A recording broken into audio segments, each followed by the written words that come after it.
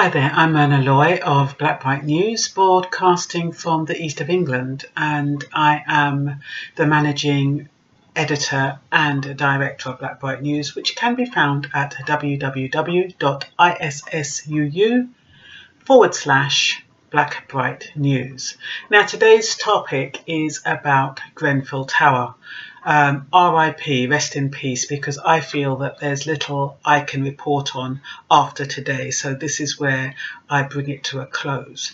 But I did need to bring it to I couldn't bring it to a close without bringing all the information together, so that it makes some kind of sense, and so that those who are watching this video learn something from what has happened. So that is my goal with this video.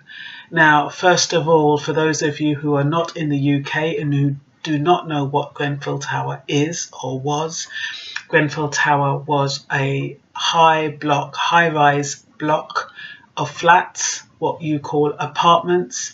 It was located in a very expensive part of London called South Kensington and Chelsea, and it was housed 90% by immigrants, both legal and those who may have been invited or were staying over, students, whatever reason they were there. What happened is the only way the police and doctors can claim that they can register the deaths is by the rental register of the landlords, because they also there was also rented out by private landlords as well as the council. So the private landlords would have gone to the police and said, look, I rented out such and such an apartment to this person, blah blah blah, and the council would have accounted for the other people living in different other parts of the council, other parts of the building. And so that's how they got their figure of 72 people dying. However, that didn't take into account people who were visiting. It didn't take into account those who were staying over who were staying there when they shouldn't be staying there, because we all have friends who are falling on hard times and we let them stay in our houses, or we let them have a room or whatever, or they share a bed, whatever they do. So it doesn't account for overnight visitors. It doesn't account for anybody visiting or staying there. So that figure is not correct. Now, 3 months before the fire, they changed their policy from buildings only and contents only to include people. So that is a significant factor. There's also a conspiracy theory that the Grenfell Tower was a sacrifice for Donald Trump. It happened on Donald Trump's birthday. I don't want to believe that, because by believing that, that means that there were systems colluding to make it happen. And that means it was premeditated murder. So it's very difficult to, actually get that into your psyche to believe that that could possibly happen, because that would be sheer wickedness. But supposing we take this conspiracy theory a step further and just imagine for a moment what it would have meant in order for that to happen. It would have meant that the council colluded with Ryden. They knew that they were going to have flammable cladding in the building. There were no tests made of the material, which means that they would have colluded in that, because they should have had a safety certificate, which they didn't have. It would have meant that that was the reason why the sprinklers weren't working. It was the reason why, the fire doors weren't working. It was the reason why the stairwell was so narrow. It was a fire trap. And so, but it also would have meant that somebody would have had to deliberately set it on fire. Now, that is a horrible, horrible thought. So, putting that thought aside, if it was a genuine, what can you call it? Tragedy, then, why aren't the systems being more supportive? Everybody that whether it's reporters are asking or individuals are asking, they're not getting no cooperation from the police. They're not getting no cooperation from the people involved. No one is accepting responsibility. I was watching Panorama the other day. This man was chasing a man around the park because he was trying to ask him questions. He said, "You're not answering our emails. Why aren't you answering our emails? I just need to know A, B, C, D, and E." And man was saying, "Oh well, I'm not responsible. It went through some kind of document, and the process was all completed, and they did it as per the process." So, okay, they did it as per the process. Who checked the process? Who was involved in that process?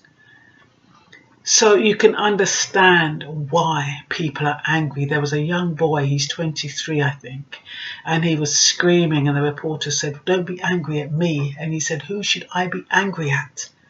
I have a right to be angry. I'm angry for a reason." And he was saying, "I had people in there, I had friends in there, relatives in there, and they're not accounting for them. They're not being acknowledged." So he bears witness to what I'm saying about people staying over, people visiting. That can happen even in your own home. It doesn't say people can't stay overnight.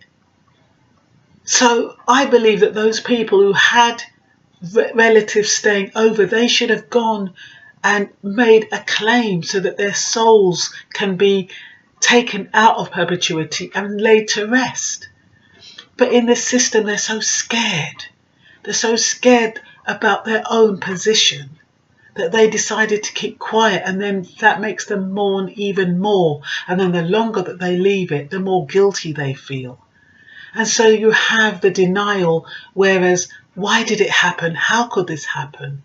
To the guilt of, why did I invite that person? Why did I tell that person to go and rent a place in that place? Why didn't I go and say to the police that that person was staying here? And all of that turns them mad, and it turns into post-traumatic stress. They showed us an Eastern European gentleman who had saved a Filipino out of that house. He was in a daze, even though he was free and he was safe. He was in a daze. And at one point he said, "I don't want to talk about it." And then he turned his attention to the flat that they'd put him in. And the flat that they put him in, he opened the fridge, and all he had in there was 6 tins of Foster's beer, nothing else, not a tomato, not a loaf of bread, nothing. Just 6 tins of beer. That's all that was in there. And you see, with the people who are survivors, this is why they're so angry and disappointed. They didn't expect to come to the UK and not be, and to be in this situation where they're in a place where the place burns down. Some of them have left the most unsafe places in India, in other parts of the world. And, you know, they were probably safer there than here. They expected better housing alternatives, and they haven't got that. They expected answers to their questions. They expected compensation. But most of all, they expected empathy and somebody to actually acknowledge what had happened. And instead you have a few do-gooders and the relatives and friends, but people who are supposed to be accountable and can do something about this situation, they're quiet. They've gone underground. We don't hear from them. It's only like programs like Panorama that bring it to the fore every now and then, and I guess every once of a year it's going to be brought up. And thank God that the actual residents, or those people who live around Grenfell Tower, every single month they walk through Kensington and Chelsea with their placards waving it. So that people can remember what's happened to them and their loved ones. So what do we learn from this? We learn that change is inevitable. We learn that when we go home, we may not see our loved ones. Something may have happened. We learn that, sometimes people get killed in a car crash. Sometimes we get disabled. One day we might come home, we won't have a job. We learn that, or anything can happen at any time. We cannot expect to go home and everything is going to be okay. Once we adjust to change and know that change is inevitable, and regardless of how bad it is, at least then psychologically we'll be prepared. But in the meantime, those family members will grieve. They will go into a state of denial. They will go into depression. But at some point, they will reach a point of acceptance, accepting that what happened then, there's nothing they can do about. They can hope that they're going to be compensated. They can hope that they're going to be housed in a place where they feel comfortable. And they can hope that their souls of their loved ones have been put to rest through their prayers. So we pray for the survivors of Grenfell Tower. We also pray for the souls of those who passed on, those who were accounted for, and those who weren't. And so I close with saying, Grenfell Tower, rest in peace.